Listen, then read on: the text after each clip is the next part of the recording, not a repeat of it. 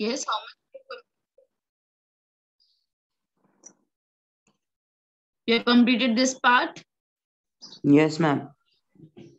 And here, this part?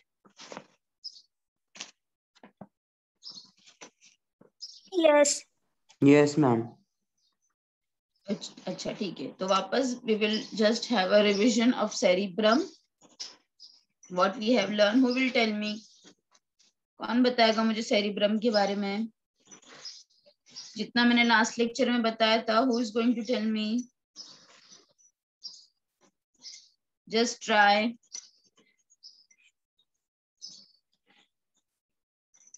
Yes, एक बार try करो.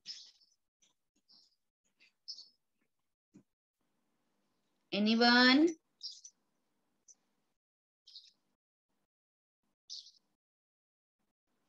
Yes or no? Try तो करो एटलीस्ट बोलने के लिए. Nobody, all of you can hear me ना? सबको सुनाई दे रहा है मेरा आवाज? Yes or no? Can you all hear me? Yes. अच्छा, चले रिवाइज. मैं रिवाइज करूँ एक बार सेरिब्रम को? Yes. Yes, ma'am. चलो ठीक है. देखो, what we have learned in the last class, we have seen that the human brain is divided into 3 parts: forebrain, midbrain and the hindbrain. ठीक है, मैंने आपको बताया था 3 चीजें प्रेजेंट है: olfactory lobe, cerebrum and diencephalon. Correct है? ये आपने अपनी टेबल में भी लिखा है या नहीं? Yes. कर रही हूं मैं. फोर ब्रेन में 3 हिस्से हैं. फोर ब्रेन के 3 हिस्से हैं: olfactory lobe, cerebrum and the diencephalon. मैंने olfactory lobe के बारे में आपको क्या बताया था कि olfactory lobe is made up of olfactory bulb.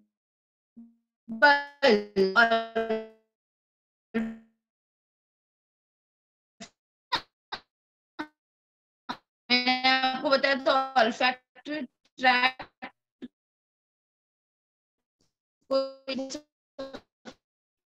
फिर मैंने क्या बताया था कि olfactory lobe का खास बात क्या है कि ये बहुत ही छोटा है in case of human being. इसका जो बल्ब है वो बहुत ही छोटा है in case of human being, इसीलिए हमारा sense of smelling poorly developed है.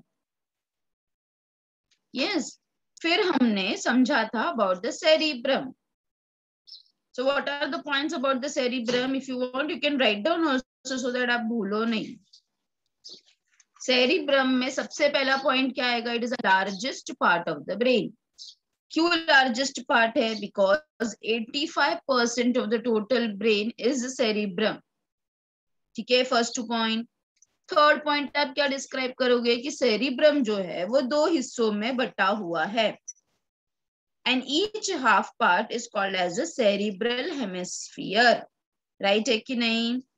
So how I can describe cerebral left and right called as the cerebral hemisphere. Understood this much also? Yes, ma'am. If you want, you can note down also, beta. You can write down also so that you should not forget. So पहला point क्या लिखोगे cerebrum में? It is the largest part of the brain. Second point बोलोगे making about 85% of the total brain. Third point बताओगे it is divided into left and right cerebral hemisphere. Done this much? Yes. Yes. You have to say कि ये left and right हुआ क्यों है, उसका कारण बताना है. तो आपको बताना है कि ये लेफ्ट एंड राइट हेमिस्फीयर किसकी वजह से हुआ है? Because of a median. Median means बीच का, लॉन्ग फिशर है ना, लॉन्जिट्यूडनल फिशर भी बोल सकते हो आप. It is divided into left and right because of deep longitudinal fissure. Yes, मैंने आपको उस दिन दिखाया भी था पेपर की मदद से कि कैसे लॉन्जिट्यूडनल फिशर्स हुए. जिसकी वजह से लेफ्ट एंड राइट हो गया ये, ठीक है। Yes, done ma'am. This point Yes. Also. फिर नेक्स्ट पॉइंट आप क्या बताओगे कि ठीक है ये दो पार्ट में डिवाइडेड है, left and right cerebral hemisphere है, पर ये दोनों एक दूसरे से कनेक्टेड है। So write down the next point, both the hemispheres are connected by means of a nerve band या nerve fiber। nerve fiber बोलो या nerve band बोलो, thick band of nerve fiber बोलो, you can say anything, उसका नाम important है। What is that nerve fiber called as? Corpus callosum, corpus callosum।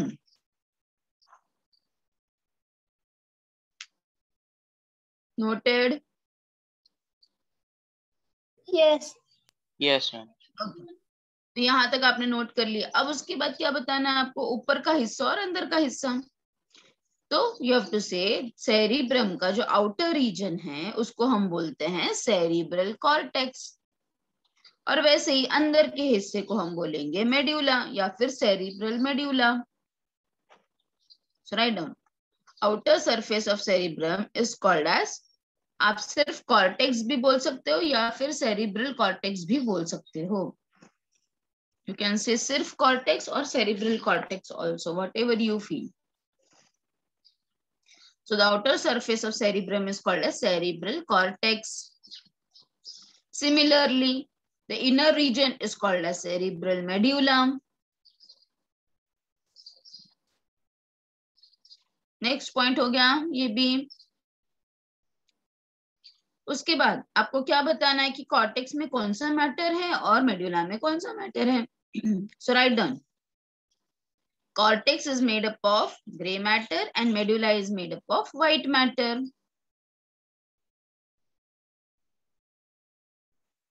Cortex made up of gray matter and medulla made up of white matter. अभी grey matter white matter का मतलब आपको मालूम है।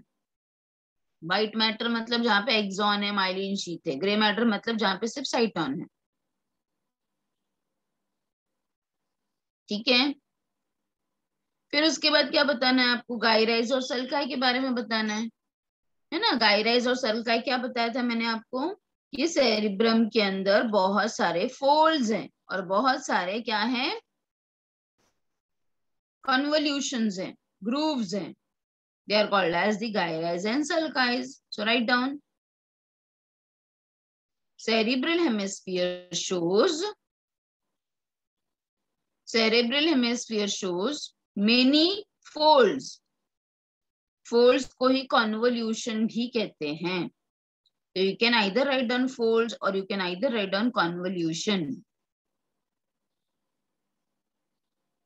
So cerebral hemisphere shows many folds called as gyri. See the spelling, gyri. और जिसका मैंने आपको बताया था, जिसका जितना ज्यादा गायरा रहेगा वो इंसान उतना ज्यादा इंटेलिजेंट होगा। So gyri decides the intelligence of a person. You can just have a note in that. Gyri decides the intelligence of the person.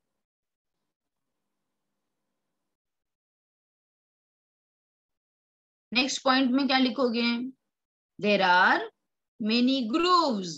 Grooves मतलब डिप्रेशंस। अगर आपको ग्रूव्स नहीं याद आता है तो आप डिप्रेशंस भी लिख सकते हो। There are many grooves called as sulci.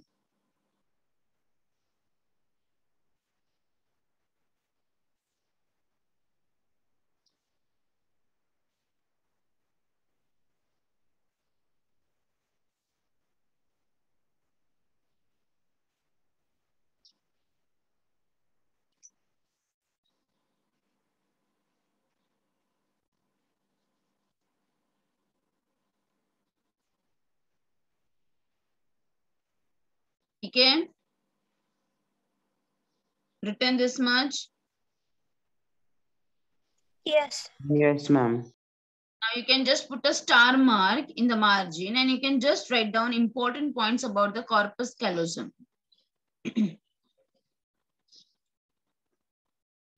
सबसे पहला मैंने आपको कमीशर का मतलब क्या बताया था बायो में, डू यू रिमेम्बर? मैंने आपको कमीशर का मतलब कुछ बताया था। कमीशर COMMISSURE, कमीशर का मतलब क्या होता है बेटा? ऐसा भूलते जाओगे तो कैसे काम चलेगा? You have to remember and you have to note down everything whatever I am important I am saying you all. Commissure का मतलब बायो में होता है ब्रिज, ब्रिज, ठीक है, बड़ा सा ब्रिज। अगर कोई चीज को जोड़ रहा है, यस, या दोनों के बीच में प्रेजेंट है, तो उसे बायो में हम कमीशर कहेंगे। So you can just make a star mark and you can write down because that can be asked as a 1 mark question or MCQ question in the board exam. तो सबसे बड़ा कमीशर कौन हो गया? Corpus callosum. So you can just note down corpus callosum is the largest commissure of the brain. एक सबसे बड़ा ये है, ब्रिज है। क्यों ब्रिज है? देखो आप येलो पार्ट, इस येलो पार्ट को देखो स्क्रीन पे, ये यहां से जो शुरू हो रहा है वो यहां तक है, तो सबसे बड़ा ब्रिज हो गया ना, जो दो पार्ट ऑफ ब्रेन को कनेक्ट कर रहा है, इसलिए हम इसे क्या कह रहे हैं? Largest commissure bridge, largest bridge of the brain. Very important point.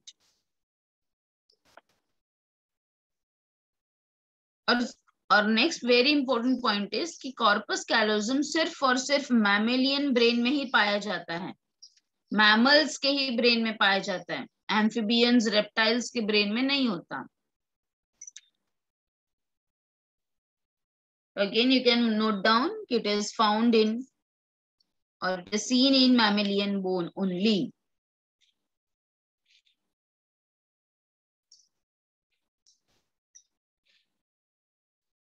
ठीक है, next point for corpus callosum, it shows it has two folds. It has two folds. You can see the spelling over here. It has two folds called as a genu and splenium. It has two folds. ये corpus callosum में दो folds है, genu and splenium. जेन्यू जो है आप देख सकते हो डायग्राम में, आगे का हिस्सा, और स्प्लीनियम पीछे का हिस्सा है। तो आप चाहिए तो लिख सकते हो genu in bracket anterior and splenium in bracket posterior. The diagram you can understand genu is the anterior part and splenium is the posterior part.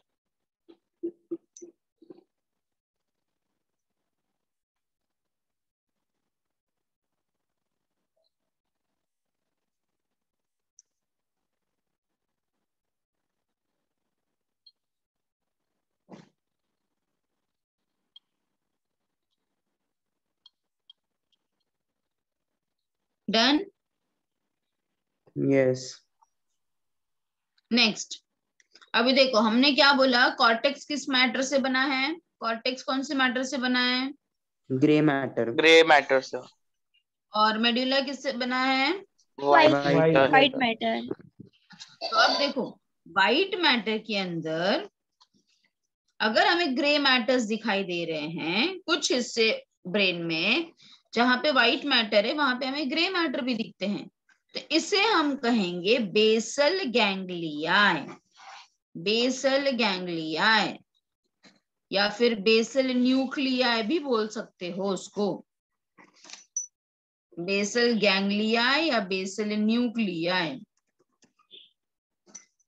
You can see the screen. Continue the sentence. So write down. Very important again. Basal nuclei or basal gangliae are the gray masses present in the white matter.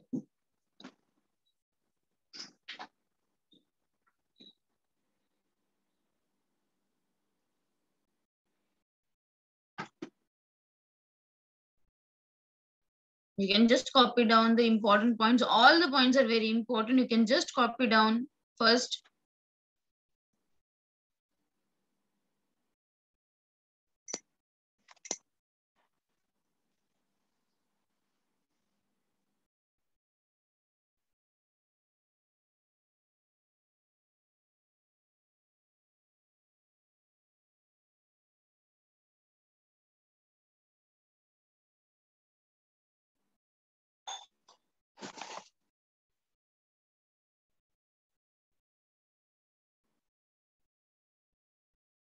So grey matter with in the white matter, grey matter है मतलब कि साइटोन है, dendron है, yes.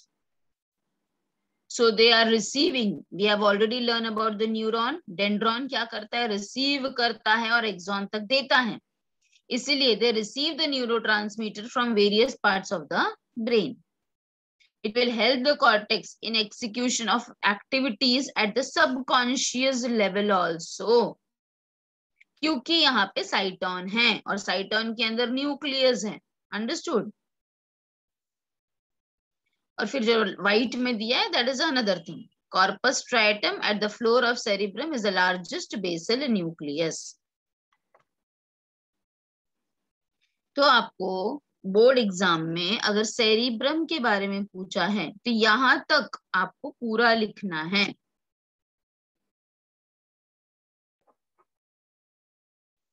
समझ में आया सबको? Yes ma'am. तो हो गया बेटा, लिखिए. No ma'am.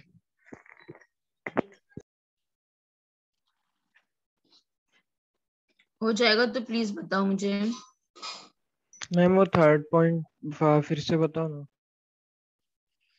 वो लोग न्यूरोट्रांसमीटर रिसीव करते हैं. क्यों न्यूरोट्रांसमीटर रिसीव करते हैं बेटा? बिकॉज यहाँ पर हमने न्यूरॉन का डायग्राम पढ़ा था ना बच्चा. तो न्यूरॉन के डायग्राम में मैसेज रिसीव कौन करता है? डेंड्राइड्स, डेंड्रॉन्स, और फिर वो साइटोन को देता है और फिर एक्सॉन में जाता है. समझा? How was the message transferred? हमेशा एक ही यूनिडायरेक्शनल होता है. यूनिडायरेक्शनल मतलब डेंड्राइड से डेंड्रॉन, डेंड्रॉन से साइटोन, साइटोन से एक्सॉन. तो यहाँ पर क्या खास बात हो गया है कि व्हाइट मैटर के अंदर क्योंकि हमें ग्रे मैटर दिख, ग्रे मैटर का मतलब साइटोन दिख रहा है. तो साइटोन दिख रहा है मतलब कि इसलिए ये रिसीव कर रहा है न्यूरोट्रांसमीटर्स. न्यूरोट्रांसमीटर मतलब मैसेजेस. मैम वो समझा, उसके आगे का बोल रहा था. अच्छा, it helps the cortex. Cortex मतलब ऊपर का हिस्सा सेरिब्रम का in execution of activities at the subconscious level also.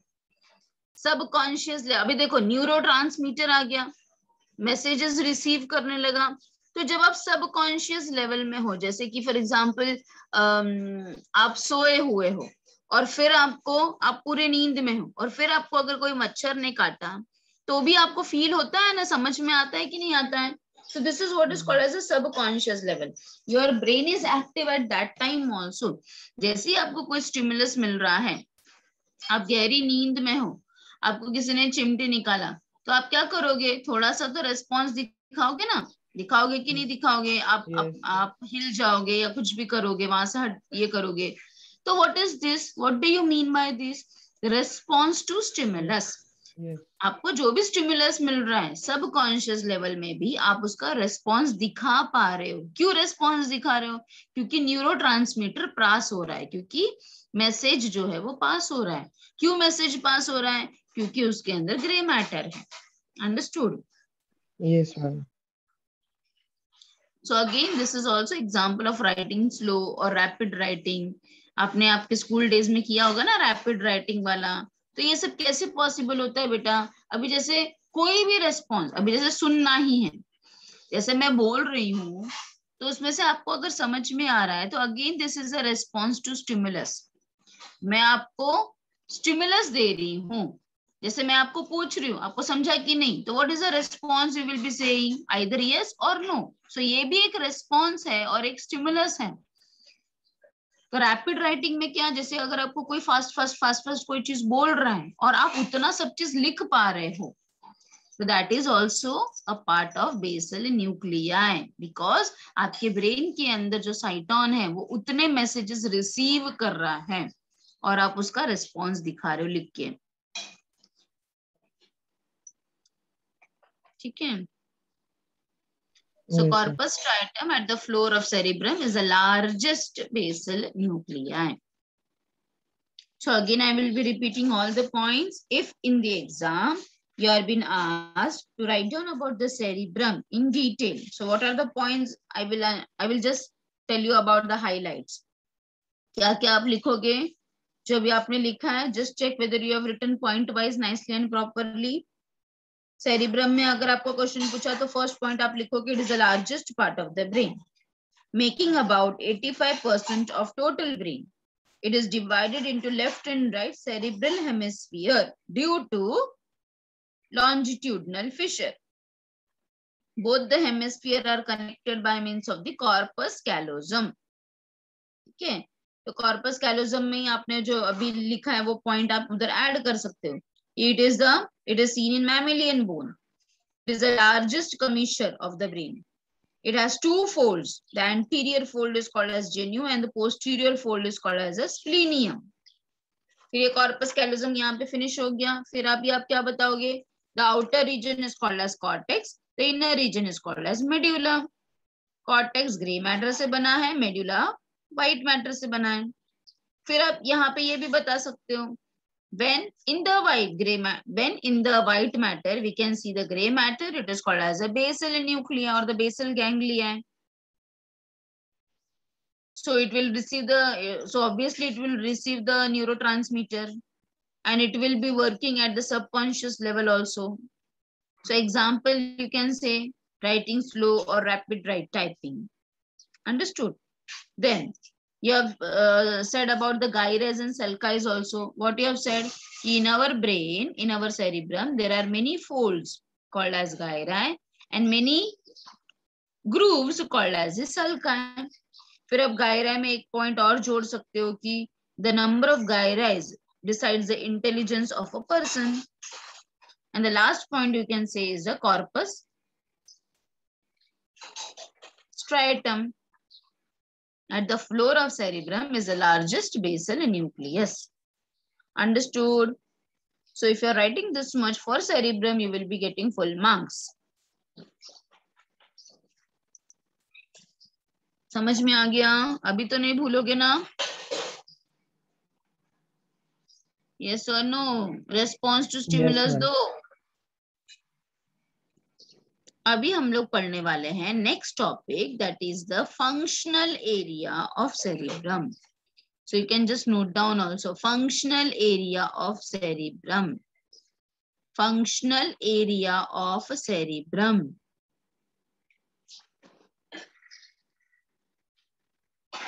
ठीक है, स्क्रीन पे देखो बेटा, आप गायराइज देख पा रहे हो कैसे फोल्ड्स है, और आप सल्कस या फिशर्स देख पा रहे हो. देखो fissures, sulci, cortex grey matter, medulla white matter. ठीक है, ये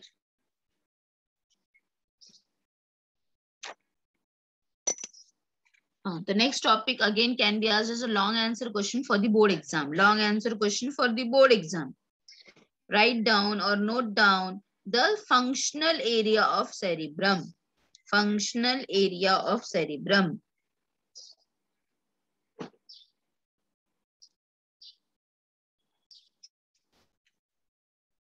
लिखा क्वेश्चन ये? Yes, so write ma'am. down. Yes, ma'am. First point. Cerebrum is divided into 4 lobes. You can just note down itself because फिर आपको टेक्स्ट बुक से समझ में आएगा नहीं आएगा, इसलिए आप लिख लो बेटा. देखो सेरिब्रम जो है वो 4 लोब्स में डिवाइडेड है. Cerebrum is divided into 4 lobes. 4 lobes by 3 deep sulci. 4 हिस्सों में बढ़ गया है. किसके वजह से? 3 बड़े बड़े सल्काई के वजह से. I am repeating, cerebrum is divided into 4 lobes by 3 deep sulci. By 3 deep sulci. Sulci मतलब groove.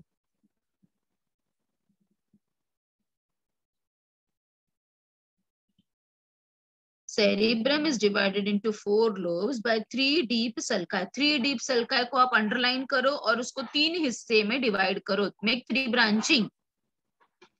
Make 3 branching, तो याद करना इजी हो जाएगा. Do 3 branchings.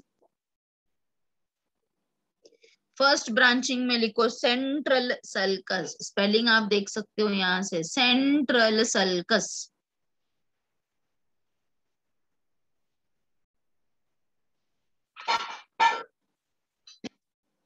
नेक्स्ट वाले में लिखो पराइटो occipital sulcus, पराइटो occipital sulcus.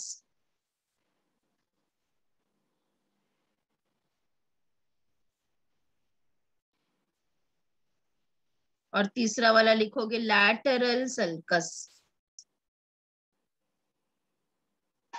Lateral sulcus. Lateral sulcus को एक और नाम से जाना जाता है, चाहिए तो आप लिख लो, सिल्वियन सल्कस भी बोला जाता है इसको, Sylvian. Lateral sulcus can also be called as Sylvian, SYLVIAN, Sylvian sulcus.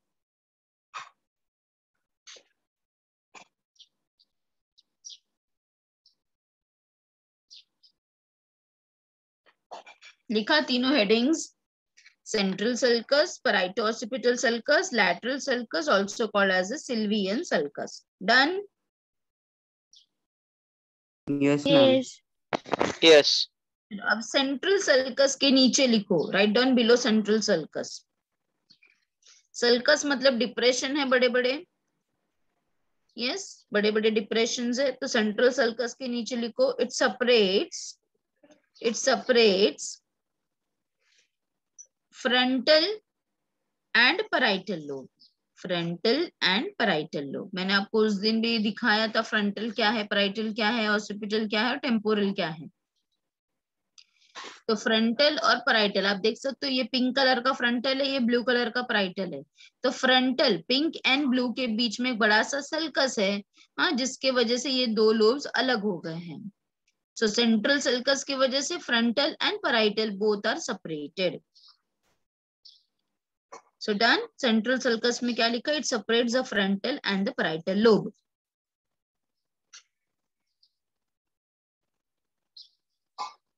वैसे ही पैराइटो ऑसिपिटल में लिखोगे आप, देखो ये डार्क ब्लू है, ये लाइट ब्लू है, ऑसिपिटल वाला लाइट ब्लू है, ये डार्क ब्लू है पैराइटल। तो पैराइटो ऑसिपिटल सल्कस मतलब जो किसको सेपरेट कर रहा है, occipital and parietal lobe. So again write down,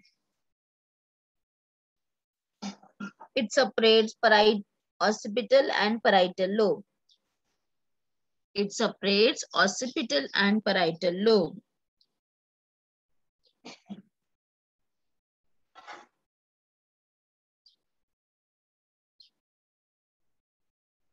अब लैटरल सल्कस को देखो बेटा, लैटरल सल्कस ये वाला नेवी ब्लू कलर का है, और किसको सेपरेट कर रहा है, ये पूरा यहाँ से लेके यहाँ तक है। तो आप बोल सकते हो कि फ्रंटल और पैराइटल को अलग अलग कर रहे हैं, है ना। तो you can just write down for lateral sulcus, it separates temporal lobe, it separates temporal lobe from frontal and parietal lobe. It separates temporal lobe from frontal and parietal lobe.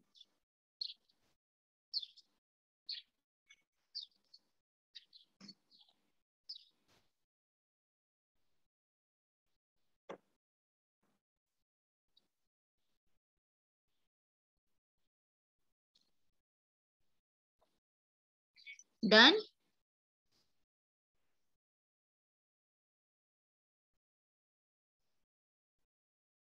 Yes.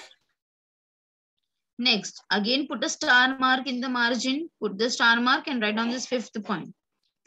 The fifth median lobe, median मतलब center lobe, called insula या फिर insular cortex इसको बोलते हैं, is folded deep within the lateral sulcus. So put a star mark and write down this point.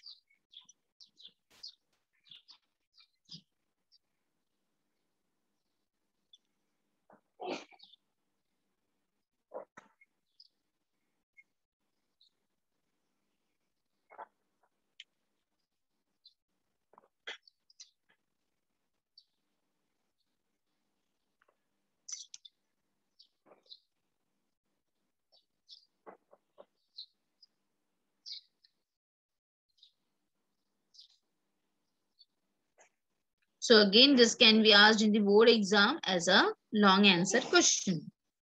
Write down the four lobes or note down the four lobes of cerebrum. तो 4 lobes बन गए ना, भले ये sulcus इतने deep नहीं है पर इसके वजह से 4 सल्कस बन गए हैं। चार लोब्स बन गए, सॉरी, फ्रंटल लोब बन गया, पैराइटल लोब बन गया, टेम्पोरल लोब बन गया, ऑसिपिटल। तो आप अलग अलग कलर से देख सकते हो। पिंक कलर इज फ्रंटल, ये blue colour, sky blue colour is parietal, एकदम light blue colour is occipital, and this navy blue colour is the temporal. तो ये चार लोब्स बने हैं बिकॉज ऑफ द 3 बड़े बड़े सल्कस की वजह से। और फिर हमने क्या बताया, एक और 5th लोब भी है जिसे हम इंसुला या फिर इंसुलर कॉर्टेक्स बोलते हैं, which is folded deep within the lateral sulcus. Understood this much, all of you? Yes, ma'am. Yes. Yes. Sulcus frontal और पैराइटल को अलग करता है, पैराइटो ऑसिपिटल पैराइटल एंड ऑसिपिटल को अलग करता है, लैटरल जो है वो टेम्पोरल और फ्रंटल एंड पैराइटल को अलग करता है। अब हम क्या पढ़ेंगे ना बेटा, we are going to learn about you can see this diagram. Yes, in the board exam you have to draw this diagram also. ठीक है, you have to draw the main sulcus का diagram also. I think so it has been given in on your book ना, maybe it has been given in the page number 192 of your textbook. You can just check in your textbook whether it has been given. Yes, ma'am. Or else you can just take a screenshot of this page. Take a screenshot of this page. You have to just draw this diagram only when the sulcus has been asked. No other labelings should be done. Frontal parietal ये सब करोगे और ये सब sulcus के नाम लिखोगे। If functional area is been asked, only this diagram, so you can take a screenshot of this page.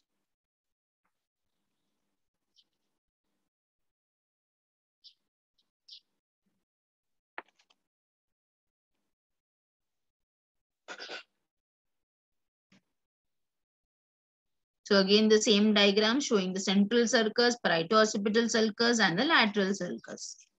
So in this diagram, the picture is very much clear.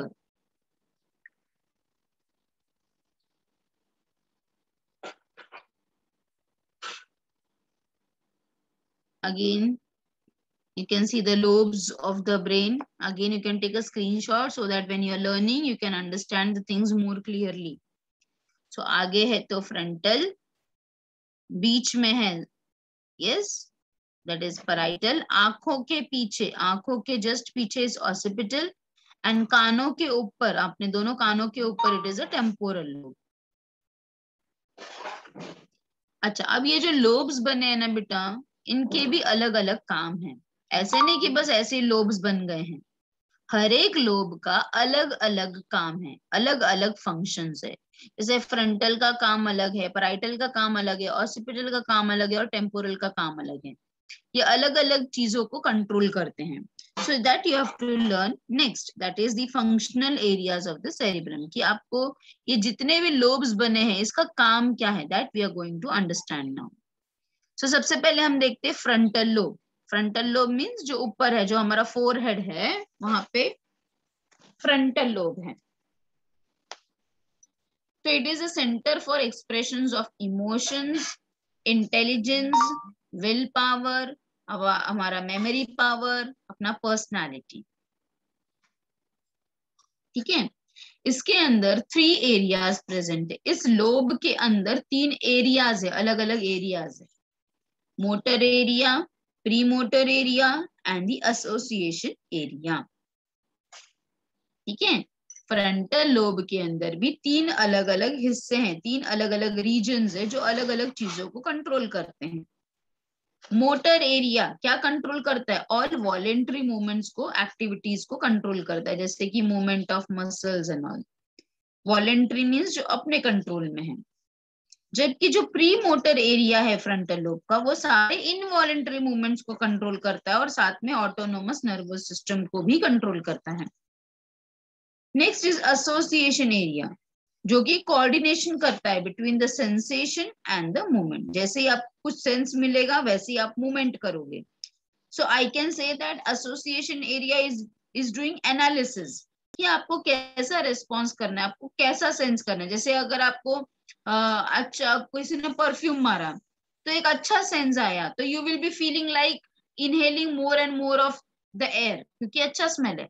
और वहीं पे कहीं अगर बाजू में बहुत ही गंदा सा स्मेल आ रहा है तो अगेन उसका सेंसेशन की वजह से आप क्या करोगे, अपने मसल्स का मूवमेंट करोगे, अपने हाथ का मूवमेंट करोगे, and again you will be keeping the handkerchief. Understood? So ये जो सेंसेशन है इसको पता करना, उसको कोऑर्डिनेट करना, ये कौन करता है? एसोसिएशन कहता है। समझ में आ रहा है मैं क्या बोल रही हूँ बेटा? Yes ma'am. Yes. तो फ्रंटल लोब के अंदर 3 areas, motor area, premotor area, association area. हर लोब में, याद रखो, हर एक लोब में, अभी हम आगे पढ़ेंगे, हर लोब में एसोसिएशन एरिया होता है, ठीक है? पर फ्रंटल में सिर्फ motor and pre motor area है। मोटर वॉलेंट्री कंट्रोल करता है, प्री मोटर इनवॉलेंट्री कंट्रोल करता है, और एसोसिएशन क्या करेगा? कोऑर्डिनेशन कराएगा between the sensations and the movements. और इस लोब का मेन काम क्या है? इमोशन से रिलेटेड, इंटेलिजेंस से रिलेटेड, विल पावर से रिलेटेड, मेमोरी से रिलेटेड एंड आवर पर्सनालिटी से रिलेटेड। अब इसके अंदर मैं एक और चीज बताऊंगी, इसके अंदर एक स्पेशल एरिया प्रेजेंट होता है which is called as a Broca's area. In the frontal lobe, you can see the diagram over here with the blue color. See only this blue wala part. That is a Broca's area. Broca's area. Broca's area can also be called as a motor speech area. Motor speech area. जो कि कहां पर present है? Frontal lobe में ही present है। ये क्या करता है? इस लोब का काम क्या है? Translate the thoughts into the speech. जैसे फॉर एग्जाम्पल मैंने आपको कोई क्वेश्चन पूछ लिया, तो जो भी आपको याद है आप उसको स्पीच में बोल रहे हो ना, योर थॉट्स इनटू स्पीच। जो आपने पढ़ा है, जो आपने सुना है, जो आपने सोचा है, जब आप उसको पूछ रहे हो in the form of speech, it is all because of the Broca's area. So it translates the thought into the speech. Understood all of you? Yes ma'am. So if you Yes. want, you can just note down frontal lobe. लिखो frontal lobe. You can write down all these points first, fast लिख लोगे। मैं सिर्फ lobes के बारे में आपको लिखा के देती हूँ, फिर बाकी का भी एक बार आपको आदत हो जाएगा, समझ में आ जाएगा, तो you can write down by your own also. Frontal lobe.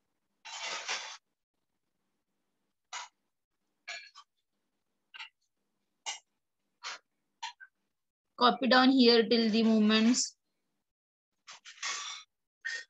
और होगा जाएगा तो मुझे प्लीज बताओ।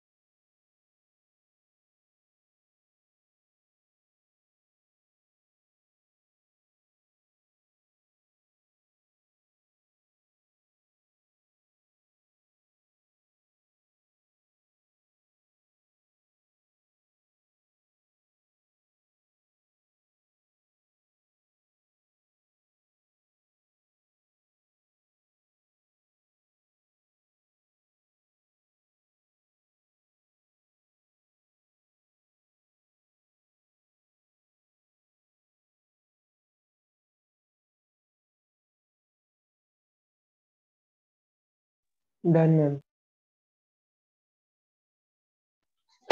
Done ma'am. अब इसके आगे ना बेटा ये वाला ब्रोकाज एरिया, ठीक है? How you will be writing down? Right down, वहीं पे स्टार मार्क करके लिखो, Broca's area can also be called as a motor speech area. Motor speech area, motor speech area. So put a dash and write down. It translates the thoughts into speech. Translates thoughts into speech.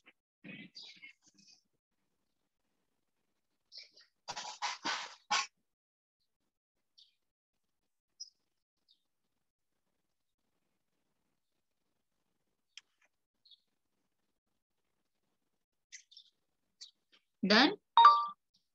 Translates thoughts into speech. Yes.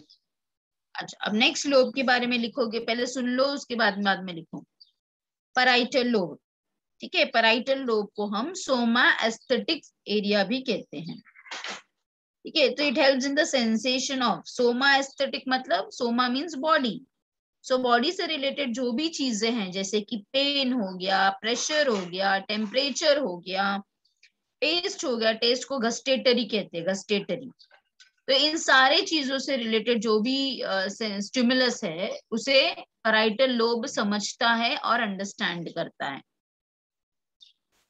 जैसे temperature है, ठंडी लग रही है, तो ठंडी लग रही है, तो इसका एनालिसिस किसने किया? पैराइटल लोब ने किया। बहुत गर्म हो रहा है, इसका एनालिसिस किसने किया? पैराइटल लोब ने किया। आपको पेट दुख रहा है, सर दुख रहा है, हाथ दुख रहा है, पैर दुख रहा है, इसका एनालिसिस कौन करता है? पैराइटल लोब करता है। Understood?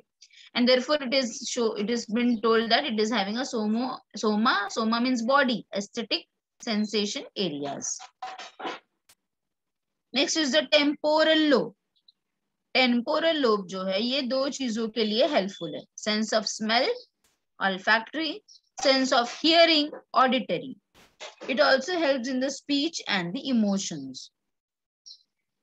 Last lobe is occipital lobe, क्योंकि ये जस्ट हमारे आंखों के पीछे की तरफ है, so it is controlling the vision and all the visual areas.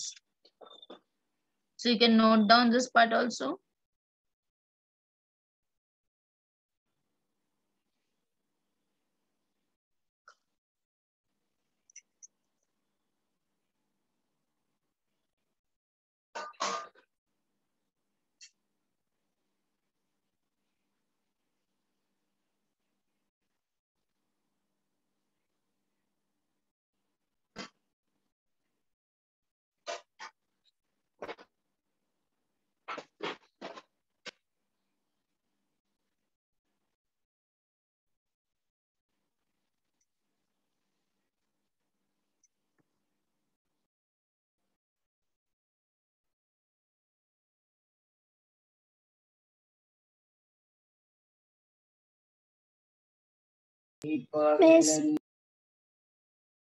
Yes बेटा।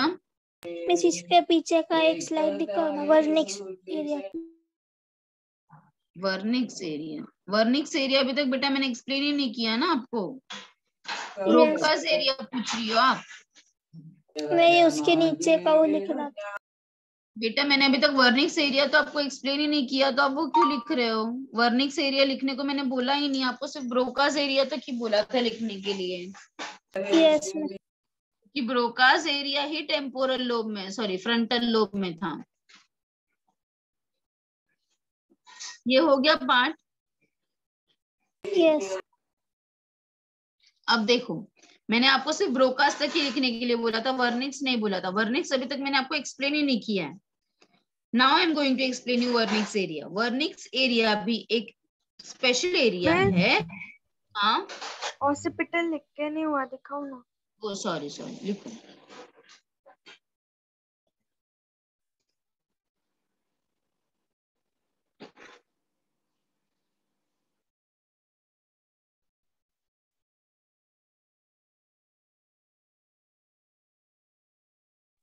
मिस हो गया।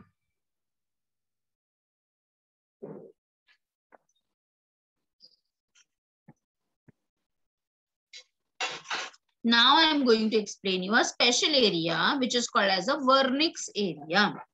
Vernix area can also be called as sensory speech area. ठीक है, अभी देखो मैंने आपको ब्रोकास एरिया के बारे में बताया था। ब्रोका आपने कहाँ पे लिखा था, कौन से कॉलम में लिखा था? फ्रंटल लोब के नीचे लिखा था, है ना? फ्रंटल लोब के अंदर एक स्पेशल एरिया था ब्रोकास एरिया। अब हम अब इसके बाद हमने पैराइटल लोब पढ़ लिया, टेम्पोरल लोब पढ़ लिया, ऑसिपिटल भी पढ़ लिया। अब हम एक स्पेशल एरिया वापस पढ़ने वाले हैं जिसका नाम है वर्निक्स एरिया, जिसको हम सेंसरी स्पीच एरिया भी कहते हैं या फिर इंटेलिजेंस सेंटर भी कहते हैं। ये पहली बात प्रेजेंट कहां पर है, तो आप देख सकते हो डायग्राम में, देखो ये वाला हिस्सा। तो आप इसका पोजीशन क्या बता सकते हो बेटा, it is in between temporal lobe, parietal lobe और ऑसिपिटल लोब। इन तीनों एरिया के बीच में प्रेजेंट है, हाँ या नहीं, है ना? Yes. ये वाला टेम्पोरल लोब है, ये वाला ऑसिपिटल लोब है और ये वाला पैराइटल लोब है। तो इन तीनों के बीच में प्रेजेंट है, इन तीनों के सेंटर में ये वर्निक्स एरिया प्रेजेंट है। ठीक है, इसीलिए मैंने आपको पहले नहीं लिखवाया था इसको। तो अगेन अभी आपको स्टार मार्क करके लिखना है। अच्छा, इसका काम क्या है? It helps in understanding of spoken and written words. जैसे कि आप टेक्स्ट बुक पढ़ पा रहे हो तो आपको समझ में आ रहा है ना वो आप क्या पढ़ रहे हो। It also helps in understanding different languages at same time. जैसे अभी मैं बात कर रही हूँ, I am telling you in Hindi also, in between I am telling you in English also. दो अलग अलग लैंग्वेज है, बट आप जब मैं बोल रही हूं तो आप एक साथ उसको समझ पा रहे हो। Why? How? Because of your vernix area. Two different language at same time you are able to understand because of your vernix sensory speech area. Understood? So it is helping in understanding of the spoken words, written words. ठीक है, जो भी text book में लिखा है, notebook में लिखा है, या जो भी आपके मैसेजेस में लिखा है, आप उसको पढ़ पा रहे हो, समझ पा रहे हो। जो कोई बोल रहा है वो भी समझ पा रहे हो। It is all because of your Wernicke's sensory speech area. Understood? So again, now put a star mark in the margin and write down vernix area, also called as sensory speech area, also called as intelligence area. फिर आप उसका location लिखना कि कहां पर present है। So it is present between temporal, parietal and occipital lobe. और फिर उसका फंक्शन लिखो, it helps in understanding of spoken and written words. Understood? और फिर जाकर आपका ये पूरा टॉपिक खत्म हो जाएगा, सेरिब्रम वाला टॉपिक खत्म होगा।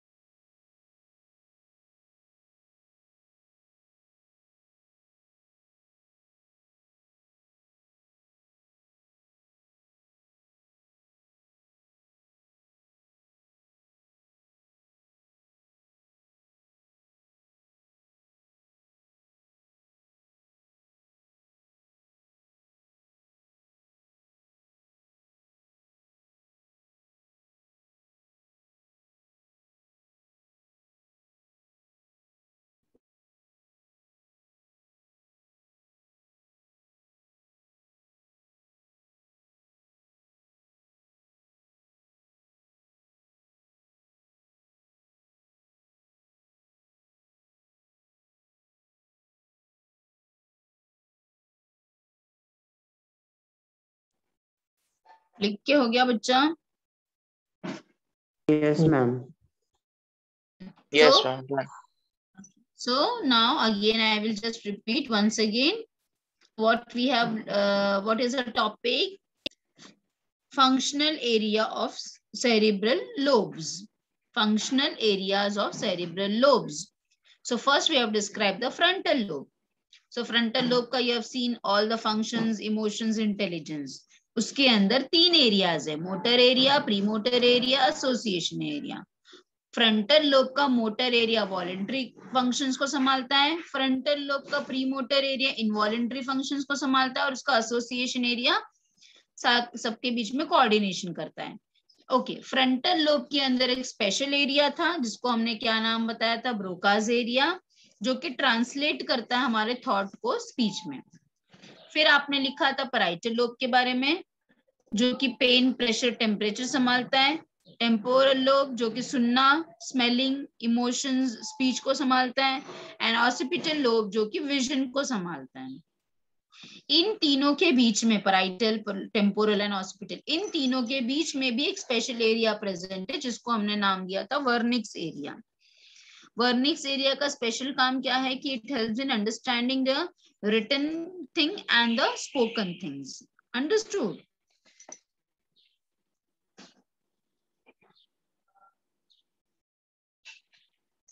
So you can see again Broca's area and the Wernicke's area in much more thing.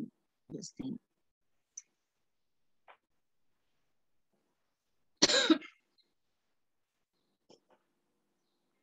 So Broca's area, it is helping in the logical production of logical speech. Coherent का मतलब क्या होता है बेटा? Logical. It is involved in the production of logical speech, means जो भी आप बोल रहे हो, logical बोल रहे हो, illogical बोल रहे हो, it is all because of the Broca's area. And Wernicke's is involved in speech processing and understanding the languages.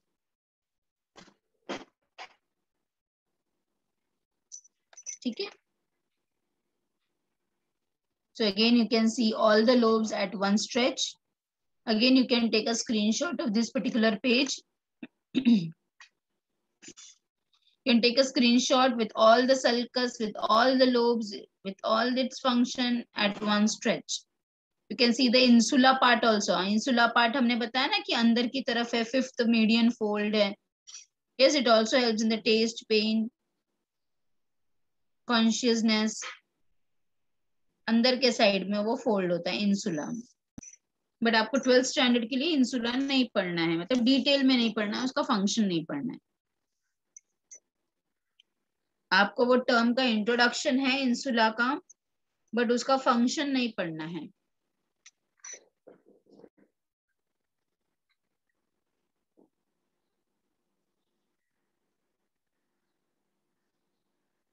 ठीक है? So we have finished with all the part of this particular thing. You can see again frontal, parietal, occipital, temporal. Again take a screenshot.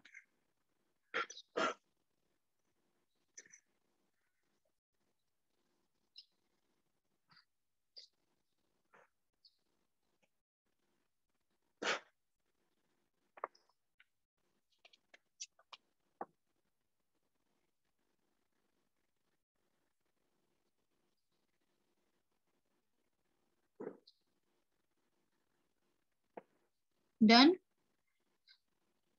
Yes, ma'am.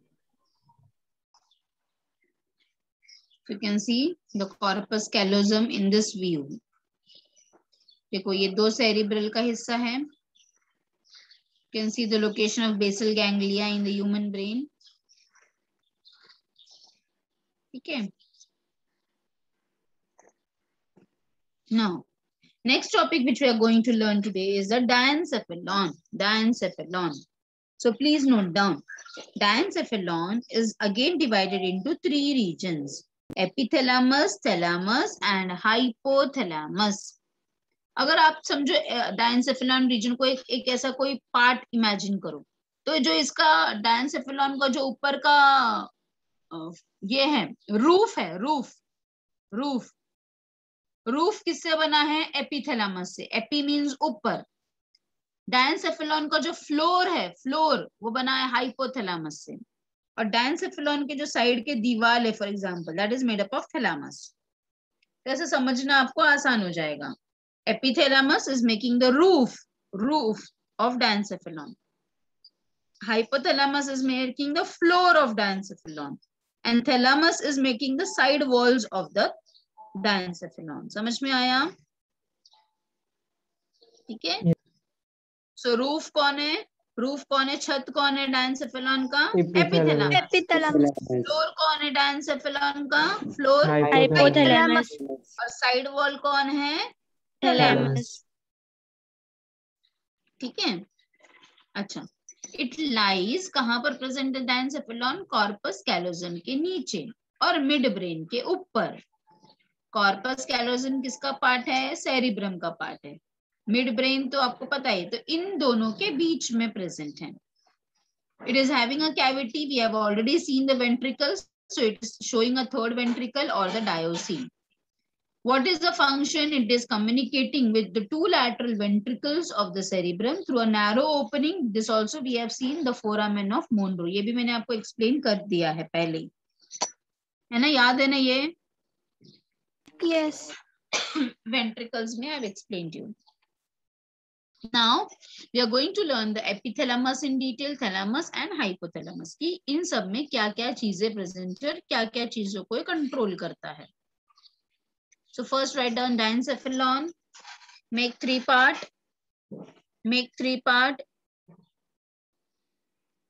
At one side write down epithalamus, बीच में लिखो thalamus, last में लिखो hypothalamus.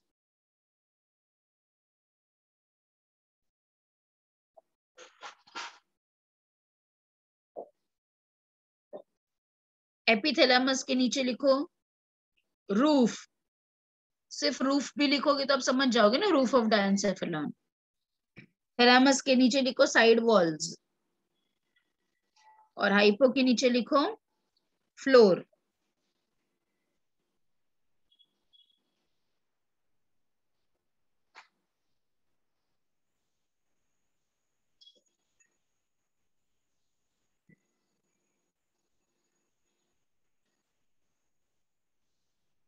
ठीक है. Now this diagram, all of you see this diagram, you can see the position. ये है corpus callosum, इसके बीच में यहाँ पर ये डायनसेफेलॉन है और इसके नीचे मिड ब्रेन होता है. ठीक है, तो आप देख सकते हो thalamus, you can see the hypothalamus, you can see the epithalamus. देखो हाइपोथैलेमस और एपिथैलेमस को अच्छी तरह से देखो, आपको क्या फर्क नजर आ रहा है इसके अंदर. हाइपोथैलेमस में आपको एक पोटली जैसा स्ट्रक्चर दिख रहा है. यस, और यहाँ पे भी एक पोटली जैसा स्ट्रक्चर दिख रहा है, पर ये ऊपर की तरफ है, नीचे की तरफ है, ये याद रखो हाँ इस डायग्राम को. Again you can C hypothalamus में ये पोटली नीचे की तरफ है, जिसको हम बोलेंगे पिट्यूटरी ग्लैंड. एपिथैलेमस में ये पोटली ऊपर की तरफ है, जिसे कहा जाता है पीनियल ग्लैंड. Pineal gland. तो let us understand all the things in detail. So epithalamus कैसा है? थिन है, नॉन नर्वस है. It is making the roof of diencephalon. It is fused with a pia mater to form the anterior choroid plexus. Yes, pia mater याद है ना, मैंने आपको ये पढ़ाया था, meninges पढ़ाया था. So dura mater, arachnoid mater and pia mater. तो ये pia mater के साथ fused है और दोनों मिलके क्या बना रहे हैं? एक कॉम्प्लेक्स बना रहे हैं. प्लेक्सस का मतलब होता है नेटवर्क. ऑलवेज रिमेम्बर, बायो में प्लेक्सस का मतलब होता है नेटवर्क. सो पाया मैटर और एपिथैलेमस दोनों जुड़ गए हैं, और जुड़ने की वजह से वहां पे एक नेटवर्क जैसा बन गया है, जिसे हम बोल रहे हैं एंटीरियर कोरॉइड प्लेक्सस. और ये जो कोरॉइड प्लेक्सस है वो सीएसएफ बनाता है, सेरिब्रोस्पाइनल फ्लूइड बनाता है. ठीक है. Next, it's dorsal wall is connected to a pineal gland with a pineal stalk. एक पीनियल स्टॉक है जिसके ऊपर क्या प्रेजेंट है? पीनियल ग्लैंड प्रेजेंट है. Pineal gland is endocrine gland, but it is vestigial in case of human being. It is vestigial in case of human being because it does not found to be producing any sort of hormones. But melatonin, sleep-inducing hormone, is been produced by this pineal gland. जैसे कि for example it is been told that कि पहले के जमाने में देखो क्या होता था कि सूरज ढलते ही लोग सो जाते थे और अर्ली मॉर्निंग उठ जाते थे. तो ये जो बायोलॉजिकल क्लॉक है ना, बायोलॉजिकल क्लॉक जिसे हम कहते हैं, कि सन के साथ उठना और सन के साथ सोना. ठीक है, सन के साथ ही उठना और सन के साथ ही सोना, ये जो है it is all because of this pineal gland और the melatonin. Melatonin is a sleep inducing hormone. ठीक है, पर आजकल हम क्या करते हैं, हाँ अभी आप भी क्या करते हो, अभी लॉकडाउन है तो व्हाट यू आर डूइंग, कि आप रात भर मोबाइल देखते हो, है ना, सूरज तो ढल गया, आपका बायोलॉजिकल क्लॉक तो स्टार्ट हो गया है, but then too what you're doing, you're seeing the TV or you're watching the mobile or laptop or whatever. So what is happening, it is affecting your sleep, it is affecting your pineal gland, आपके pineal gland को ये affect करता है, melatonin अच्छी तरह से नहीं produce होता है, and because of which there are many such biological problems taking place in the body, biological rhythm बिगड़ जाता है body का. Understood all of you? ठीक है, so pineal gland is related to the melatonin and melatonin is a sleep inducing hormone. So we should always wake up with the sun and sunrise and we should always sleep at the sunset. Yes? Ma'am जैसे basically लोग कहते हैं ना कि मेरा sleep cycle disturb हो गया, sleep cycle disturb हो गया है, What is melatonin? हाँ, तो ये उसी के ऊपर भी डिपेंड होता है ना, मतलब Yes, surely 100%. स्लीप साइकिल अगर डिस्टर्ब हुआ है दैट मींस मेलाटोनिन हार्मोन का प्रॉब्लम हुआ है, एंड मेलाटोनिन किसकी वजह से सिक्रीट हो रहा है, पीनियल ग्लैंड के वजह से, एपिथैलेमस के वजह से. अंडरस्टूड? Yes ma'am. ठीक है, तो yes it is obviously surely related to this hormone. ठीक है, सी ऑलवेज रिमेम्बर दैट अपने पूरे बॉडी को कंट्रोल कौन करता है, ये हार्मोन्स कंट्रोल करते हैं. You have seen the reproductive system, आपने देखी कितने सारे हार्मोन्स थे, कितने सारे हार्मोन्स का क्या क्या रोल था. यस, अभी आप इस लेसन में भी देखोगे कि कितने सारे ग्लैंड्स है जो कितने सारे हार्मोन्स बनाते हैं और वो हमारे पूरे बॉडी को किस तरीके से कंट्रोल करते हैं. तो we are just a puppet under the guidance of this hormones. जैसे ये हार्मोन्स हमारे बॉडी में सिक्रीट होंगे वैसे ही हम बिहेव करेंगे, वैसे ही हमारा बॉडी रिएक्ट करेगा. अंडरस्टूड? ठीक है, so we are under this hormonal control and hormone को कंट्रोल करने के लिए अगेन वी आर रिस्पॉन्सिबल. जैसे अभी आप लेट नाइट तक टीवी देख रहे हो, लेट नाइट तक जग रहे हो, तो ये melatonin obviously it is going to disturb. Those who are doing night duties and all, again melatonin is going to disturb because our body is not made for doing night work. We are diurnal animals, है ना, we are not nocturnal animals, we are diurnal animals. So diurnal animal का जो biological clock है, it has been set like that कि we have to get up at 5 with the sunrise and we have to shut down everything by 10 o'clock. Understood? So that is about the melatonin. Understood all of you? Yes, ma'am. Yes. So ये याद रखो, epithalamus में क्या present है, pineal gland present है. और pineal gland हमारे case में वेस्टिजियल है, वो ज्यादा कुछ हार्मोन्स बनाता नहीं है, बट ये श्योरली मेलाटोनिन है जो कि हमारे स्लीप को कंट्रोल करता है. Pineal gland is actually what has been called as a third eye, जो हमारे फोरहेड में है. आपने देखा होगा कि पहले के जमाने के लोगों ने, सोचो अभी हमने ये सारी चीजें डिस्कवर की है, जस्ट ट्राई टू इमेजिन कि पहले कितने हजार साल पहले जो ऋषि मुनि लोग थे, उन लोगों ने पहले ही ये सब ग्लैंड्स के बारे में उनको समझता बताया, जैसे कि उन लोगों ने सारे प्लैनेट्स के बारे में बताया था, वैसे अपने बायोलॉजिकल साइकिल ये ग्लैंड्स के बारे में बताया था. See all the gods which are been present, ठीक है, दे आर शोइंग सम और द अदर थिंग. जैसे आपने अगर शंकर भगवान को देखा है तो आपने देखा है कि उनको तीसरी आंख है ना, which is been present at the forehead, है ना. आपने देखा होगा कभी माइथोलॉजिकल स्टोरीज में, देखा होगा, बड़ों से सुना होगा. So this third I is nothing but this pineal gland. Understood? जो हमारे कहाँ पर प्रेजेंट है, फोरहेड में प्रेजेंट है. समझ में आया मेरी बात में क्या बोल रही हूँ? This pineal gland is nothing but this third I which is vestigial obviously. पर यहाँ पे थर्ड आई मतलब वो आंख खुलती नहीं है, यहाँ पे ये नहीं बताना है कि वो आंख खुल रही है, बट यहाँ पे वो बताना चाह रहे थे कि yes there is some important gland present over this particular region. समझा?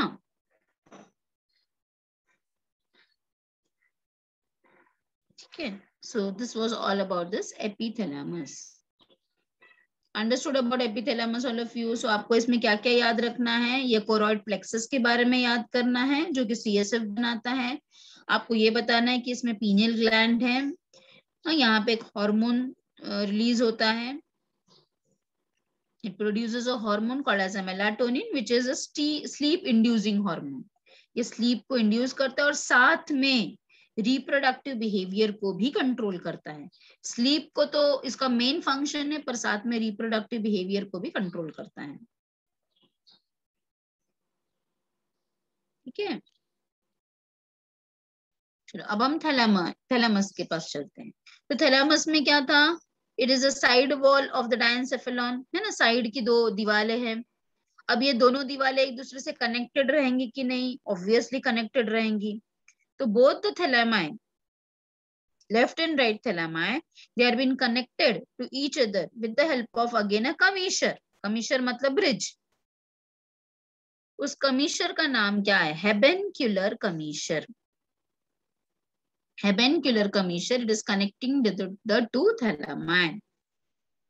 ठीक है. Next, different parts of the brain are interconnected by the RAS through the thalami. रैस का फुल फॉर्म क्या है? रेटिकुलर. बायो में, बॉटनी में आपने रेटिकुलर वर्ड पढ़ा होगा. रेटिकुलर का मतलब होता है नेटवर्क के जैसा. जैसे पीपल का पत्ता में कैसा वेनेशन है? रेटिकुलर वेनेशन है ना? याद है आपको? रेटिकुलर वेनेशन मींस पूरा जाली जाली जैसा. वैसे ही हमारे थैलेमस रीजन में पूरे जाली जाली के जैसा दिखता है. क्यों जाली जाली के जैसा दिखता है? क्योंकि हर एक नर्व्स यहाँ से पास हो रहा है, और हर एक नर्व्स यहाँ से पास होने के जैसे पूरा वेब के जैसा दिख रहा है, जाली के जैसा दिख रहा है. And therefore we are calling it as a reticular activating system. It is a relay centre. Relay का मतलब क्या होता है बेटा? रिले गेम आपने बचपन में खेला होगा. रिले मीन्स जाना आना, जाना है ना आना. तो यहाँ पे भी क्या होता है? इम्पल्सेस जाते हैं आते हैं. As it transmit all sensory impulse except the olfactory to the cerebrum. सारे impulses यहाँ से क्रॉस होते हैं थैलेमस रीजन से, सिर्फ एक को छोड़ के, that is olfactory, that is smell. And therefore thalami is called as a gatekeeper of the cerebrum. इसके लिए इसको gatekeeper भी कहा जाता है क्योंकि सारे nerves यहाँ से पास होते हैं. Understood? सिर्फ olfactory को छोड़ के सारे nerves पास होते हैं यहाँ से. Understood? Yes or no? मैं वापस रिपीट कर रही हूँ थैलेमाई के बारे में. Thalamus is the side wall of the diencephalon. Both the thalami are connected by means of a commissure called as the hebencular commissure.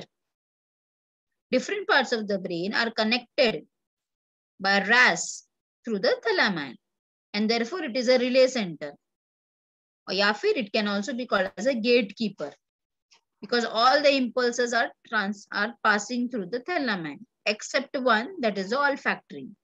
Understood? Yes or no? Yes, ma'am. Yes, ma'am. Yes. You can just have a look over here. You can just copy down this part, and then we will move to the hypothalamus.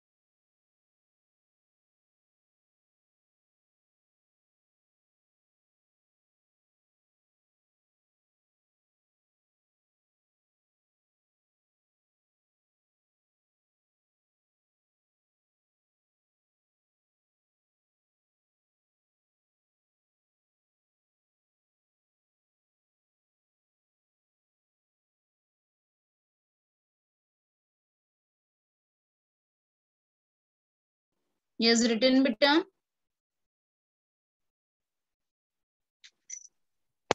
Wait a minute. अच्छा wait.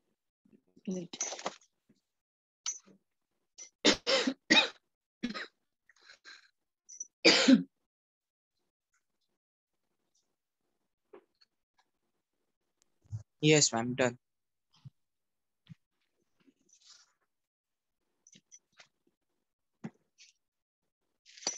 Now next we are going to learn about the hypothalamus. So hypothalamus में first point क्या था बेटा? It is making the floor of the diencephalon. ठीक है. अब यहाँ पे आपको बहुत सारी चीजें पढ़ने के लिए हाइपोथैलेमस के बारे में. सबसे पहले बात, हाइपोथैलेमस के अंदर मास्टर ग्लैंड प्रेजेंट है. मास्टर ग्लैंड कौन है? Pituitary gland is a master gland. ठीक है, पर वो उल्टा लटकता हुआ ग्लैंड है. अभी मैंने आपको बताया था ना पोटली के जैसा स्ट्रक्चर. सो सबसे पहली बात हाइपोथैलेमस में कि इसमें पिट्यूटरी ग्लैंड प्रेजेंट है जो कि मेन एंडोक्राइन ग्लैंड है. सो हाइपोथैलेमस एक ऐसा रीजन है ब्रेन का जो दोनों सिस्टम को कंट्रोल करता है, न्यूरल को भी और हार्मोनल को भी. न्यूरल मतलब हमारे ब्रेन से रिलेटेड है, नर्वस सिस्टम से रिलेटेड है, और हार्मोनल मतलब हार्मोनल सिस्टम से रिलेटेड है. तो ये जो हाइपोथैलेमस रीजन है, it is a connecting link और it is a coordinator between the nervous system and the hormonal system.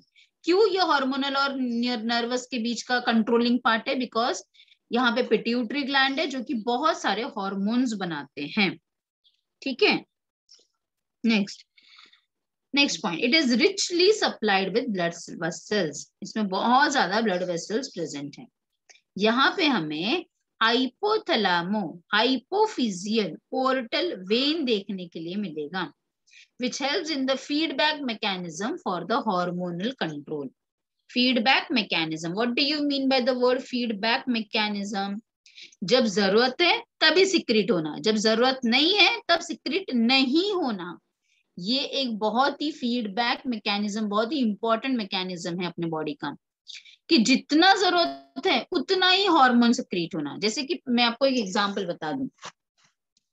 जैसे आप घर में आपकी मम्मी ने कुछ स्वीट बना दिया, समझो, हाँ, लेटर से गुलाब जामुन बना दिया. ठीक है, आपको गुलाब जामुन बहुत पसंद है.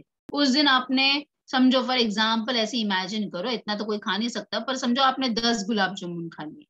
अब क्या होगा बेटा, आपके बॉडी में इतना आपने शुगर खाया एक दिन में, तो आपके बॉडी में उस एक दिन में बहुत ज्यादा इंसुलिन सिक्रीट होगा. आपके पैनक्रिया को बहुत काम करना पड़ेगा इंसुलिन बनाने के लिए, है ना? समझ में आ रहा है मेरी बात? और एक दिन ऐसा है, समझो आपने उस दिन पूरा दिन शुगर ही नहीं खाया, बिल्कुल शुगर नहीं खाया, कोई भी फॉर्म में शुगर नहीं खाया, आपका उपवास है. उस दिन आपके पैनक्रिया को क्या उतना ही काम करना पड़ेगा इंसुलिन बनाने के लिए? नो. समझ में आया? तो this is what is called as a feedback mechanism. Whenever it is required, in how much quantity it is required, that much of hormone is produced. Understood? And when it is not required, and or when it is required in a very small quantity, only that much will be produced. So that means what? There is a feedback mechanism. Understood? जब जरूरत है तो बनेगा, और कितना जरूरत है उतना ही बनेगा. जब जरूरत नहीं है तो नहीं बनेगा, और अगर बहुत कम जरूरत है तो बहुत कम बनेगा. तो ये जो एक फैंटास्टिक मैकेनिज्म है अपने बॉडी में, this is called as a feedback mechanism, and it is being controlled with the help of this hypothalamo hypophyseal portal vein. Understood? We will be learning about this vein in more further part in the pituitary gland. जब भी आप आगे pituitary gland पढ़ोगे ना, तभी आपको इसके बारे में और डिटेल में पढ़ने के लिए रहेगा. ठीक है, what it is doing. So this particular thing is maintaining our homeostasis. अपने पूरे बॉडी को नॉर्मल में कंडीशन में रखता है, होम्योस्टैसिस रखता है, इंटरनल इक्विलिब्रियम रखता है बॉडी का, इनवॉलेंटरी कंट्रोल करता है, बिहेवियरल कंट्रोल करता है. Hypothalamic nuclei in white matter. Yes, now यहाँ पे भी एक अलग सा है कि व्हाइट मैटर के अंदर हमें ग्रे मैटर नजर आता है, तो जिसे हमने यहाँ पे नाम दिया है हाइपोथैलेमिक न्यूक्लिया. हमने सेरिब्रम में उसको क्या नाम दिया था? बेसल न्यूक्लिया नाम दिया था. और क्योंकि सेम चीज हमें हाइपोथैलेमस में भी देखने के लिए मिलता है, तो हम यहाँ पे उसका नाम देंगे hypothalamic nuclei. It contains white matter. Understood मैं क्या बोल रही हूँ बेटा? अगर कोई भी पॉइंट नहीं समझ रहे तो please ask me. So this hypothalamic nuclei in white matter with neurosecretory cells helps in the production of a hormone called as a oxytocin and vasopressin. Next part, further part of the lesson में आप देखोगे कि oxytocin और vasopressin का क्या काम है। Oxytocin is called as a birth hormone, इसको हम birth hormone भी बोलते हैं, जिससे कि normal delivery होती है। And vasopressin is constricting the blood vessels. समझा क्या बोला मैंने? मैं वापस Yes, ma'am. रिपीट कर रही हूँ, मैं वापस रिपीट कर रही हूँ all the points once again. हम अभी हाइपोथैलेमस पढ़ रहे हैं। हाइपोथैलेमस बहुत ज्यादा इंपॉर्टेंट पार्ट है। क्यों इतना इंपॉर्टेंट है? क्योंकि यहाँ पे पिट्यूटरी ग्लैंड प्रेजेंट है। क्योंकि पिट्यूटरी ग्लैंड एक अलग सिस्टम का पार्ट है, वो हार्मोनल सिस्टम। इसके ये लेसन में आपको 2 लेसन पढ़ना है ना, नर्वस सिस्टम और हार्मोनल सिस्टम। तो हार्मोनल सिस्टम में आप देखोगे कि पिट्यूटरी ग्लैंड का कितना इंपॉर्टेंस है, और इसीलिए हम हाइपोथैलेमस को इंपॉर्टेंस दे रहे हैं क्योंकि यहाँ पे ये पिट्यूटरी ग्लैंड प्रेजेंट है। तो ये हाइपोथैलेमस रीजन हमारे नर्वस सिस्टम और हार्मोनल सिस्टम को कनेक्ट करने वाला है। ठीक है, यहाँ पे बहुत ज्यादा ब्लड सप्लाई है। ठीक है, इसका एक रीजन है जिसको हम हाइपोफिजियल पोर्टल वेन कहते हैं। ये फीडबैक मैकेनिज्म को कंट्रोल करता है, हार्मोन के फीडबैक मैकेनिज्म को कंट्रोल करता है। मतलब जब जरूरत है, जितने क्वांटिटी में जरूरत है उतना ही हार्मोन सिक्रीट होगा। देन इसके साथ साथ ये होमियोस्टेसिस को मेंटेन करता है, इक्विलिब्रियम को मेंटेन करता है, इनवॉलेंटरी फंक्शंस को कंट्रोल करता है। यहाँ पे भी हमें व्हाइट मैटर के अंदर ग्रे मैटर नजर आता है, जैसे हमने सेरिब्रम में देखा था, व्हाइट के अंदर ग्रे मैटर। तो यहाँ पे भी व्हाइट के अंदर हमें ग्रे मैटर दिखता है, जिसे हमने नाम दिया हाइपोथैलेमिक न्यूक्लिया। हमने सेरिब्रम में उसको क्या नाम दिया था? बेसल न्यूक्लिया नाम दिया था। तो क्योंकि ये हाइपोथैलेमस का है तो हमने इसको नाम दिया हाइपोथैलेमिक न्यूक्लिया, जो कि हॉर्मोन्स सिक्रीट करता है, जैसे कि 2 hormone, oxytocin and vasopressin. Oxytocin is a birth hormone. We will be learning its importance in the further part of the lesson. Similarly, vasopressin का भी importance हम hormonal part में पढ़ेंगे डिटेल में। Understood? Yes. Yes. So, as I've told you just now, it is a connecting link between the nervous and the endocrine system. Nervous and the endocrine system. It has a higher centers for the endocrine system, क्योंकि master gland यहीं पे है, pituitary gland. ये बहुत सारी चीजों को regulate करता है, जैसे कि heart rate, respiration, blood pressure, body temperature, water, electrolyte balance. It has centres for the hunger, thirst, sleep, fatigue मतलब थकना, सैटिटी सेंटर मतलब फीलिंग ऑफ फुलनेस। जैसे अब खाना खाने के बाद एक टाइम आता है ना कि आपको फुल हो गया, you say no now it's done, so that is satiety centre. Secretion of glands of stomachs and intestine. It produces the neurohormones that stimulates the pituitary gland.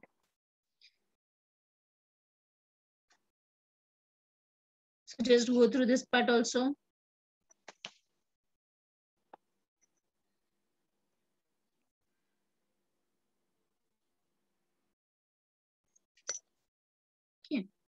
Next और भी बहुत सारी चीजें हैं इसमें। The floor of this hypothalamus has a downward projection which is called as infundibulum. Infundibulum को हम hypophyseal stock भी कह सकते हैं, जिसके ऊपर हमारा हाइपोफाइसिस प्रेजेंट है। हाइपोफाइसिस मतलब पिट्यूटरी ग्लैंड को हाइपोफाइसिस कहा जाता है। नेक्स्ट, हाइपोथैलेमस में ऑप्टिक चाइज्मा देखने के लिए मिलता है। चाइज्मा का मतलब होता है क्रॉसिंग ओवर। सो हमारा ऑप्टिक नर्व क्रॉस हो गया है, जिसके वजह से हमारा बाइनोकुलर विजन होता है। बाइनोकुलर विजन का मतलब क्या होता है बेटा? हम दोनों आंखों से एक ही चीज को देख सकते हैं, है ना। आपको अगर राइट साइड में कोई चीज देखना है तो आपको आपके नेक को टर्न करना पड़ेगा, है ना। आपके मुंडी को आपको टर्न करके देखना पड़ेगा ना, कि क्या आप अपने राइट आंख से पूरा राइट व्यू पूरा कर सकते हो क्या, या लेफ्ट आंख से पूरा लेफ्ट व्यू कर सकते हो क्या 180 डिग्री पे? नहीं, नहीं ना, you have to turn your neck. So ये क्यों है? Because of this optic chiasma formation. अपने ऑप्टिक नर्व्स क्रॉस हुए हैं हाइपोथैलेमस रीजन में, जिसके वजह से अपना बाइनोक्युलर विजन है. पर अगर आप गिरगिट वगैरह को देखोगे, गिरगिट पता है ना सबको, कैमेलियंस, कैमेलियंस का आंख ऐसा नहीं होता, उनका यूनिलोक्युलर होता है. मींस वो लोग एक आंख से 180 डिग्री देख सकते हैं और दूसरे आंख से भी 180 डिग्री देख सकते हैं एक साथ, एक साथ. Understood? Yes, ma'am. So optic chiasma formation and pituitary gland present. Limbic system, I will explain you just in short today, but मैं आपको next lecture में वापस explain करूंगी. Limbic system, it's a complex neuronal circuit formed in our hypothalamus part because of the amygdala part. ठीक है, formed by the hypothalamus, amygdala part of epithalamus and the thalamus, hippocampus and other areas. तो ये सारे लोगों को मिलके हम एक सिस्टम बोलते हैं limbic system. It is a network in the brain, it is a complex system of nerve and a network in the brain, जो किससे बन रहा है? एमेग्डाइला से बन रहा है, एपिथैलेमस से, थैलेमस से एंड हाइपोकैम्पस से बन रहा है. आपके स्टेज में, आपके उम्र में ये लिम्बिक सिस्टम, टीनेज में ये लिम्बिक सिस्टम कुछ ज्यादा ही एक्टिवेटेड रहता है. And therefore you are very much emotional, very much motivational, and you are having a very sharp memory power also, है ना. If you are getting a proper motivation, you will be motivated very fastly and very rightly in a proper direction. At this age, you all know that. I need not say everything, है ना. You all know that you are more emotional. Emotional in the sense, if somebody says something, you are more attracted to that particular part. So it is all because of this limbic system, which is more activated, which is more functional, I can say, not activated, more functional at the teenage condition. Okay. So you should have a proper control to your limbic system. जिसका proper control रहेगा, obviously they will reach a proper place. We can see this is the hippocampus, this is the amygdala region, all forming the limbic system. And limbic system is mainly related to the emotions, reaction, motivational drives, and the memories.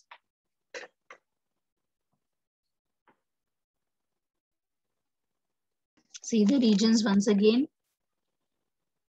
In the next class, because it has been very fast now, तो मैं वापस आपको hypothalamus next lecture में वापस explain करूंगी. So don't worry about this. ठीक है? I have to say more about this. So I think so. You will be learning till the epithalamus and thalamus. Epithalamus तक आप पढ़ के रखोगे. Hypothalamus again I will be repeating in the next class. Understood all of you? Yes. Yes, ma'am. So we will stop now. It's already